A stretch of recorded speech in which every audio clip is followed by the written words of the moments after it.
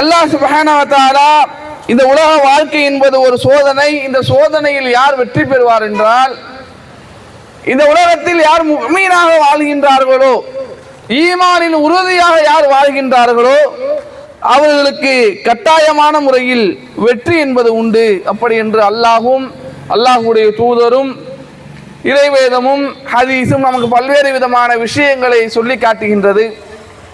இன்றைய தினம் உங்களுக்கும் எனக்குமான ஒரு சிறிய சுய பரிசோதனை என்னவென்றால்,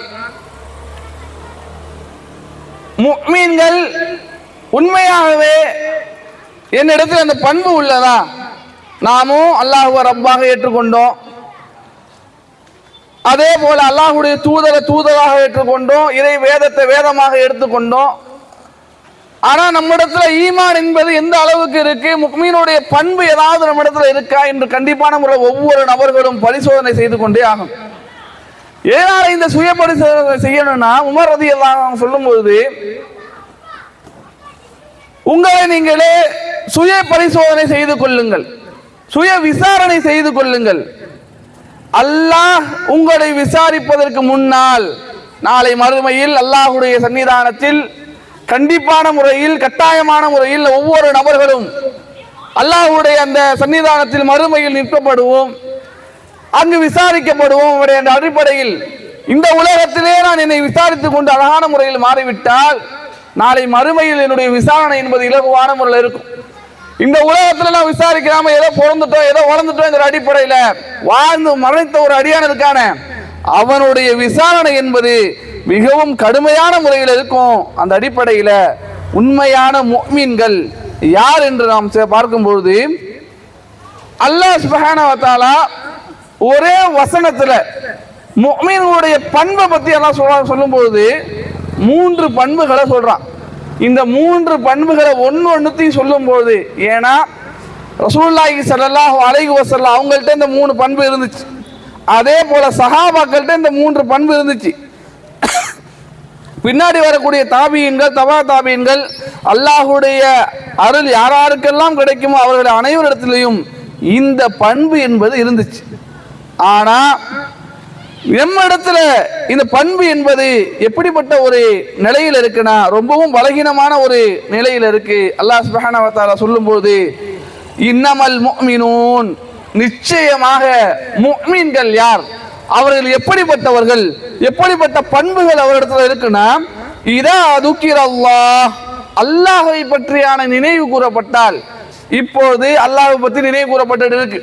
இந்த இடத்துல ஒரு முஃமினுடைய கல்வி, ஒரு முஃமினுடைய அந்த உள்ளம் என்பது எப்படி இருக்குன்னு அல்லாஹ் சுப்ஹானஹு வ தஆலா சொல்லி காட்டும் போது, இதா துக்கிரல்லாஹ், அல்லாஹ்வை பற்றியான நினைவு கூறும்போது, வஜிலத் குலூபுஹும், அவர்களுடைய உள்ளம் அஞ்சி நடுநடுங்கும். அல்லாஹ்வை பற்றி எப்பப்பெல்லாம் சொல்லப்படுதோ அப்பொழுது அவர்களுடைய உள்ளம் அஞ்சி நடுநடுங்கக்கூடிய ஒன்றாக இருக்கும். நமக்கு மத்தியிலையும் ஏராளமான உபதேசங்கள், ஏராளமான அல்லாஹ்வை பற்றியான அந்த விஷயங்கள் நம்ம இடத்துல சொல்லி காட்டப்படுது, நம்ம இடத்துல நம்முடைய காதுகளில் படுது. ஆனா அந்த விஷயம் நம்முடைய கல்வை சரியாக்குறதா, நம்முடைய கல்வில அச்சத்தை போட்டுதான்னு கேட்டா ரொம்ப ரொம்ப ரொம்ப ரொம்ப பலகீனமானங்களா இருக்கும். அல்லாஹ் இதை சொல்லியிருக்கான், அல்லாஹ் இதை ஹராமாக்கி இருக்கான், அல்லாஹ் இதை கடமையாக்கி இருக்கான். இப்படி சொன்னாலும் கூட மக்கள் சர்வ சாதாரணமாக அலட்சியமான முறையில் இருக்கக்கூடிய மக்களை நாம பார்க்கிறோம். எனவே இஸ்லாமிய சகோதர சகோதரிகளே, நன்றாக முறையில் விளங்கிக் கொள்ளுங்க. அல்லாஹ்வை பற்றியான அச்சம் என்பது இந்த உலகத்தில் யாரிடத்தில் அதிகமான முறையில் இருக்கோ அவர்கள் நாளை மறுமையில் எந்த விதமான பயமும் இல்லாதவங்களாக இருப்பாங்க. இந்த உலகத்தில் வாழும்போது யார் இடத்துல அல்லாஹ்வை பற்றியான அச்சம் என்பது குறைந்தவர்களாக இருக்கோ அவர்களுடைய நாளை மறுமையில் அல்லாஹ்வுடைய அச்சம் என்பது கடுமையான முறையில் இருக்கும். அந்த அடிப்படையில் ஒரு சின்ன அழகான ஒரு படிப்பினை தரக்கூடிய ஒரு வரலாறு, அல்லாஹ்வுடைய அச்சம் என்பது எந்த அளவுக்கு இருக்குன்னா, ரசூலுல்லாஹி ஸல்லல்லாஹு அலைஹி வஸல்லம் அவர்களுடைய மரணத்துக்கு பிறகு உமர் ரலியல்லாஹு அன்ஹு கலீஃபாவாக இருந்த அந்த காலகட்டத்தில் பாலைவனத்தில் ஒரு பயணத்தை செய்யறாங்க. அப்படி பயணத்தை செய்யும் போது ஜமாத்தாக போறாங்க. அங்க இளைப்பாறலாம், உணவு உண்ணலாம் அப்படின்னு சொல்லிட்டு ஒரு இடத்துல நிற்கும் பொழுது ஒரு சிறுவனை பார்க்கறாங்க. அந்த சிறுவனை பார்த்துட்டு சரி அந்த சிறுவனையும் சாப்பிட கூப்பிடலாமே அப்படின்னு சொல்லிட்டு அழைக்கிறாங்க. அந்த சிறுவனை அழைக்கும் போது சொன்ன பதில் உமர் ரலியல்லாஹு அன்ஹு அவங்களுக்கு மிகப்பெரிய ஒரு ஆச்சரியத்தை சொன்னது. இந்த சிறுவன் சொல்றாங்க, ஆனா சாயிமுன், நான் நோன்பு வச்சிருக்கேன் அப்படின்னு அந்த சிறுவன் சொல்றாரு. பாலைவனத்துல ஆடு மேய்க்கக்கூடிய அந்த சிறுவன் நோன்பு நோட்டு இருக்காரு, இது ஆச்சரியமா இருக்க அப்படின்னு சொல்லிட்டு அந்த ஆச்சரியத்தை விசாரிக்கிறாங்க. போறாங்க, அந்த ஆட்டு மந்தையில இருந்து ஒரு ஆட்டை கேட்கிறாங்க. ஆட்டை கேட்டதுக்கு அப்புறம் அவங்க சொல்றாங்க, அந்த சிறுவன்கிட்ட கேட்கிறாங்க, அந்த ஆட்டுல இருந்து நீ கூடு, என் ஆட்டை கூடு ஒரு ஆட்டை. அப்படி ஆட்டை கொடுக்கும்போது அந்த ஆட்டுக்கான ஒரு கறியை நான் கொடுத்துட்றேன், அந்த ஆட்டுடைய பொருளாதாரத்தை ஒரு இடத்துல கொடுத்துட்றேன். உன்னுடைய எஜமா வந்து பார்க்கும்போது உன்னுடைய எல்லா ஆட்டையும் பார்க்க மாட்டார், எல்லாத்தையும் எண்ண மாட்டார். இப்போ இந்த பொருளாதாரத்தையும் நீனே எடுத்துக்கலாம், அதே போல அங்க கொடுக்கக்கூடிய இறைச்சியும் நீனே வச்சுக்கலாம் அப்படின்னு சொல்லும் பொழுது, என்னுடைய எஜமான் நான் இல்லை, இந்த ஆட்டு மந்தையோட எஜமான் நான் இல்லை அப்படின்னு அந்த சிறுவன் சொல்றார். அல்லாஹுடைய அச்சத்துக்கு மிகப்பெரிய உதாரணம். நம்ம அழகான முறையில தெரிஞ்சுக்கிட்டு ஏராளமான ஹராமான விஷயங்களை சர்வசாதாரணமா செய்யறோமே, நமக்கு எல்லாருக்கும் படிப்பினை தரக்கூடிய ஒரு வரலாறு. இந்த எஜமான் பார்க்கலையே, என்ன பண்ண மாட்டாரு, அவர் என்ன மாட்டாரு, இந்த பொருளாதாரத்தை நீ எடுத்துக்கலாம், இந்த இறைச்சியை நீ எடுத்துக்கலாம்னு சொல்லும் பொழுது இந்த ஆட்டுடைய எஜமான் பார்க்கல, உண்மையிலேயே நம்முடைய எஜமான் அல்லாஹ் சுப்ஹானஹு வ தஆலா ஐன ரப்பி ஐன ரப்புன்னு என்ன பண்றாங்க, அந்த சிறுவன் ஐன அல்லாஹ் ஐன அல்லாஹ் அப்படின்னு சொல்லிட்டு அல்லாஹ் எங்க இருக்கிறான், அல்லாஹ் தானே உண்மையான எஜமான், அவன் பார்க்கறானா இல்லையா, இப்படி என்ற அந்த அச்சம் ஈமானுடைய அந்த விஷயத்தை உரசி பார்க்கும்போது அல்லாஹுடைய அச்சத்தினுடைய அந்த வெளிப்பாடு, அதனுடைய சிறப்பை பற்றி சொல்லும் போது, எந்த சிறுவன் பாலைவனத்தில் நோன்பை நோற்று கொண்டு ஆடு மேய்த்தாரோ அந்த சிறுவனுக்கு அந்த உமர் ரலியல்லாஹு அன்ஹு அவங்க அந்த ஆட்டு மந்தையே சொந்தமாக்குறாங்க. அந்த அளவுக்கு அல்லாஹுடைய அச்சத்துக்கும் இந்த உலகத்திலையும் நாளை மறுமையிலும் சிறப்பு என்பது இருக்கு. அதே போலதான் அல்லாஹ் சுப்ஹானஹு வ தஆலா முஃமினுடைய இரண்டாவது பண்பை பற்றி சொல்லும்போது وَإِذَا تُلِيَتْ آيَاتُهُ, அதாவது சொல்லும்போது وَإِذَا تُلِيَتْ عَلَيْهِمْ آيَاتُهُ زَادَتْهُمْ ஈமானா, அவர்களிடத்தில் குர்ஆன் வசனங்கள் ஓதி காண்பிக்கப்பட்டால் அவருடைய ஈமான் என்பது அதிகரிக்கும். அடிப்படையிலேயே குர்ஆன் வசனம் என்பது கட்டாயமான முறையில் ஒவ்வொருத்தவங்களுடைய ஈமானையும் அதிகப்படுத்தக்கூடியதா இருக்கு. சஹாபாக்களுக்கு மத்தியில் எந்த அளவுக்கு இந்த குர்ஆன் வசனம் அவர்களுடைய உள்ளத்தை கொண்டு போய் சென்று அடைஞ்சதுன்னா அதுக்கு உடனே ரியாக்ட் பண்ணக்கூடியவங்களா இருந்தாங்க. அல்லாஹ்வுடைய தூதருக்கு ஸல்லல்லாஹு அலைஹி வஸல்லம் அவங்களுக்கு ஒரு வசனம் இறங்கப்பட்டா அதுக்கான உடனே ரியாக்ட் பண்ணுவாங்க. எந்த அளவுக்குனா அல்லாஹ் சுப்ஹானஹு வ தஆலா வசனத்தை இறக்குறான், யா அய்யுஹல்லதீன ஆமனு இன்னமல் ஹம்ரு வல் மைசிரு வல் அன்சாபு வல் அஸ்லாமு ரிஜ்ஸு மின் அமலி ஷைத்தான் ஃபஜ்தனிபு லஅல்லக்கும் துஃப்லிஹூன். அல்லாஹ் சுப்ஹானஹு வ தஆலா ரசூலுல்லாஹி ஸல்லல்லாஹு அலைஹி வஸல்லம் அவர்களுக்கு ஆரம்ப காலத்தில் மதுவை தடை செய்யாமல், ஆரம்ப காலத்தில் போதை தரக்கூடிய அந்த வஸ்துகளை தடை செய்யாமல், அதன் பிறகு இதை தடை செய்யும் பொழுது இந்த வசனம் இறங்கும் பொழுது எந்த அளவுக்கு அவர்களுக்கு மத்தியில் அந்த உள்ளத்தை கொண்டு வந்து அடைஞ்சதுன்னா நன்றாக விளங்க. நன்மை இஸ்லாமிய சகோதர சகோதரிகளே, நாமும் அனுதினமும் குர்ஆன்களை ஓதக்கூடிய மக்களாக இருக்கிறோம், குர்ஆன்களை காதுகளால் கேட்கக்கூடிய மக்களாக இருக்கும். ஆனா நம்மிடத்தை எண்ணத்தை மாற்றத்தை கொண்டு வந்ததுன்னா எந்த ஒரு மாற்றத்தை கொண்டு வராது. அந்த அளவுக்கு தான் நமக்கு மத்தியில இந்த குர்ஆன் வசனம் என்பதற்கு. இந்த வசனம் இறங்கப்பட்ட உடனே சஹாபாக்கள் தங்களுடைய வீடுகளில் அவங்களாவே தயார் செய்து வைத்த பீப்பாயாக இருக்கக்கூடிய அந்த மது ரசங்களை ரோட்டில் போட்டு உடைக்கிறாங்க. வரலாற்று ஆசிரியர்கள் சொல்லும் போது மதீனாவுடைய வீதியெல்லாம் மது ஆறுகளாக ஓடுந்து, அது மட்டும் இல்லை, அதுக்கும் மேலே இந்த வசனம் யாராட்டெல்லாம் கொண்டு போய் சென்றடையுதோ அவர்கள் மது அருந்திய நிலையில் இருந்திருந்தால் அவர்கள் தங்களுடைய விரல்களை வாயில் விட்டு அந்த மதுவை எடுக்கக்கூடியவர்களாக இருந்தாங்க. அந்த அளவுக்கு சஹாபாக்கள்கிட்ட குர்ஆன் வசனங்கள் என்பது அவருடைய உள்ளத்தை தைக்கக்கூடியதாக இருந்துச்சு.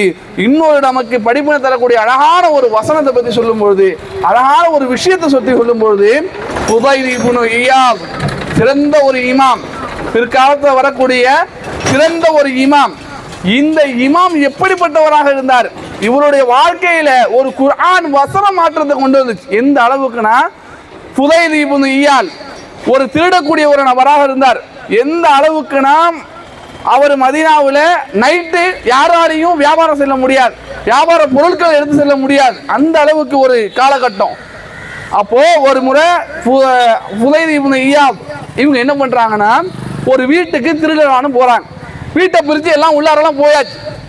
அந்த இடத்துல ஒரு பெண்மணி குர்ஆனை ஓதிக்கிட்டு இருக்காங்க. இதெல்லாம் இஸ்லாமிய சகோதரிகளே, நாம வீடுகளில் அமர்ந்து கொண்டு பல்வேறு நாட்களாக பல்வேறு தினங்களாக ஒவ்வொரு தினமும் குர்ஆன் வசனங்களை ஓதுறோம், குர்ஆன் வசனங்களை கேட்கிறோம். ஆனா அது எனக்கு மத்தியில மாற்றத்தை உண்டாக்குச்சான்னு கேட்டா மிகப்பெரிய கேள்விக்குறிதான். இந்த பெண்மணி குர்ஆன் வசனத்தை ஓதுறாங்க. அலம் யஅனி லில்லதீன ஆமனு அன் தக்ஷா குலூபுஹும் லிதிக்ரில்லாஹ் வமா நஸல மினல் ஹக். உண்மையான அல்லாஹ் பார்த்து சொல்லும் போது, ஈமான் கொண்டவர்களின் இதயங்கள் அல்லாஹ்வின் நினைவிற்கும் இறக்கப்பட்ட சத்தியத்திற்கும் பணிவடைய வேண்டிய நேரம் இன்னும் வரவில்லையா, அவர் உள்ள மாற வேண்டிய நேரம் இன்னும் வரவில்லையா, அப்படி என்ற வசனங்களை ஓதுறாங்க. ஃபுதைல் இப்னு இயாத் இதை காலால கேட்கிறாங்க. அந்த இடத்துல மாற்றத்தை உண்டாக்கி பிற்காலத்துல திருடரா இருந்த ஃபுதைல் இப்னு இயாத் எந்த மனிதர்கள் திருடர்கள் என்று சொன்னார்களோ அதே மனிதர்கள் ஃபுதைல் இப்னு இயாத் அவங்கள்ட்ட உட்கார்ந்து கல்வி கற்கிற அளவுக்கு மிகப்பெரிய ஒரு இமாமாக மாறினாங்க. அந்த அளவுக்கு சிறப்புக்குரிய ஒரு விஷயம். ஃபுதைல் இப்னு இயாத் இமாமை எந்த அளவுக்கு அவங்க மாறினாங்கன்னா, பிற்காலத்துல மக்கள் எல்லாம் அவர்கள் பெரிய இமாம், அவர்களிடத்துல கல்வி கற்கக்கூடிய ஒரு நிலைக்கு வந்தாங்க. அந்த அளவுக்கு ஒரு குர்ஆன் வசனம் அவர்களிடத்துல மாற்றத்தை உண்டாக்கிச்சு. அதே போல முஃமினுடைய பண்புகளை பத்தி கடைசியா சொல்லும் போது அல்லாஹ் சுப்ஹானஹு வ தஆலா சொல்றான், அலா ரப்பிஹிம் யதவக்கலூன். எல்லா நிலைகளிலும் அவர்கள் அல்லாஹ்வை சார்ந்தவராக இருப்பார்கள். எல்லா நிலையும் அவருடைய துன்பம், அவருடைய இன்பம், அவருடைய கஷ்டம், என்ன நிலை வந்தாலும் ஒரு முஃமின் அல்லாஹ்வையும் அல்லாஹ்வுடைய தூதரையும் ஈமான் கொண்டவர்கள், அல்லாஹ்வுடைய வேதத்தை ஈமான் கொண்டவர்கள், அவர்களுக்கு துன்பமோ இன்பமோ கஷ்டமோ நஷ்டமோ எது வந்தாலும் அவர்கள் அல்லாஹ்வை சார்ந்தவர்களாக இருப்பார்கள். ரசூலுல்லாஹி ஸல்லல்லாஹு அலைஹி வஸல்லம் இதுக்கு முன்னால் அனுப்பப்பட்ட எல்லா நபிமார்களுடைய வாழ்க்கை வரலாறு நீங்க எடுத்து படிச்சு பார்த்தீங்கன்னா, அவர்களுக்கு கஷ்டம் வரும்பொழுது அல்லாஹ்வை சார்ந்தவர்களாக இருப்பார்கள். அப்படி இருக்கும்பொழுது அல்லாஹ் அவர்களுக்கு அழகான முறையில் வெற்றியை தருவான். மூசா அலைஹி வஸல்லம் எதிர்க்க செங்கடல், அங்க இறங்கினா மரணம், மாற்று கருத்தே இல்லை. பின்னால் ஃபிரௌனுடைய படை, மாற்று கருத்தே இல்லை.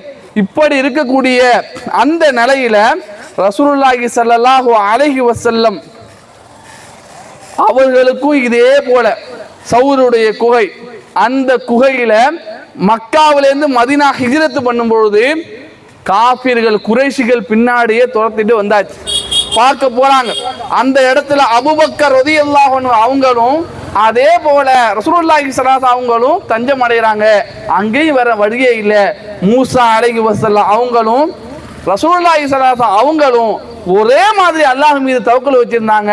இன்ன மய்ய ரப்பி, என்னுடைய ரப்பு என்னோட இருக்கிறான். இன்ன மய்ய ரப்பி சயஹ்தீன், அவன் எனக்கு நேர் வழி காட்டுவான். அப்படி அந்த அளவுக்கு மரண தருவாயில் கூட அல்லாஹ் மீது தவக்குல் வச்சிருந்தாங்க. அந்த அளவுக்கு ரசூலுல்லாஹி ஸல்லல்லாஹு அலைஹி அவங்களா இருக்கட்டும், அதற்கு முன்னாடி அனுப்பப்பட்ட நபிமார்களா இருக்கட்டும், எல்லாருமே எப்படிப்பட்ட நிலை வந்தாலும் அல்லாஹ் மீது உறுதியான முறையில் தவக்குல் வச்சிருந்தாங்க. அதனால தான் அல்லாஹ்வுடைய தூதர் ஸல்லல்லாஹு அலைஹி வஸல்லம் எப்போதான் சிரமம் வருதோ அந்த இடத்துல அல்லாஹ் வெற்றியை கொடுத்தான்.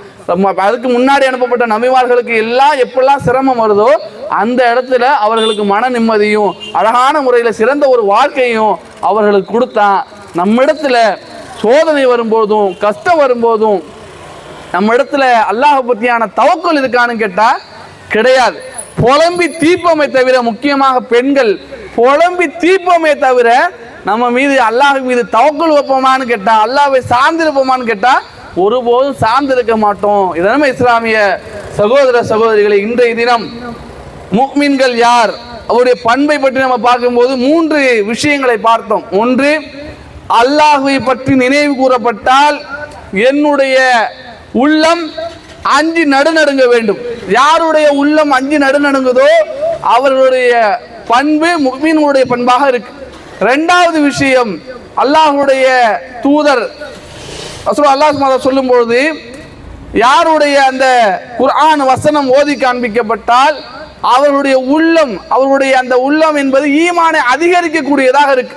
அந்த ஈமான் என்பது குர்ஆன் வசனங்கள் ஓதப்படும் போது, கேட்கப்படும் போது யாருக்கு அதிகரிக்குதோ அவர்கள் உண்மையிலேயே முஃமினாக இந்த உலகத்தில் வாழ்ந்து கொண்டிருக்கின்றார்கள். அதே போல இறுதியாக சொல்லும் போது, அலா ரப்பிஹிம் யதவக்கலூன், அவர்கள் அல்லாஹ்வின் மீது எல்லா நிலைகளிலும் தவக்கல் வைத்தவங்களாக இருப்பாங்க. நமக்கும் கஷ்டம் நஷ்டம் எல்லாமே வருது, அந்த டைம்ல நாம அல்லாஹ் மீது தவக்கல் வைக்காத ஒரு நபர்களாக இருக்கிறோம். அதனாலதான் சிரமத்துக்கு மத்தியில் சிரமம் நமக்கு வந்து கொண்டே இருக்கு. அந்த அடிப்படையில் இந்த பண்புகள் எல்லாம் நம்ம இடத்துல இருக்கா என்று கண்டிப்பான முறையில் சுய பரிசோதனை செஞ்சு இந்த உலகத்திலே தெரிந்து இந்த உலகத்தில் நல்ல முறையாக வாழ்ந்து அல்லாஹும் அல்லாஹுடைய தூதரையும் நம்பிக்கை கொண்டு அல்லாஹுடைய வேதத்தை சரியான முறையில் புரிந்து அதன்படி வாழக்கூடிய பாக்கியத்தை அல்லாஹ் சுப்ஹானஹு வ தஆலா உங்களுக்கும் உங்களுடைய சந்ததிகளுக்கும் எனக்கும் என்னுடைய சந்ததிகளுக்கும் தந்தருள் புரிவானாக. ரப்பனா ஆத்தினா ஃபித் துன்யா ஹஸனா வ ஃபில் ஆখিরাতি ஹஸனா வ கினா அஸாபன்னார் வ ஆখির தவானா அல்ஹம்துலில்லாஹி ரப்பில் ஆலமீன். சுப்ஹானக அல்லாஹும்ம வ பிஹம்திக அஷ்ஹது அன் லா இலாஹா இல்லா அன்த அஸ்தக்ஃபிருக வ அத்தூபு இலைக். வஸ்ஸலாமு அலைக்கும் வ ரஹ்மத்துல்லாஹி வ பரகாத்துஹு.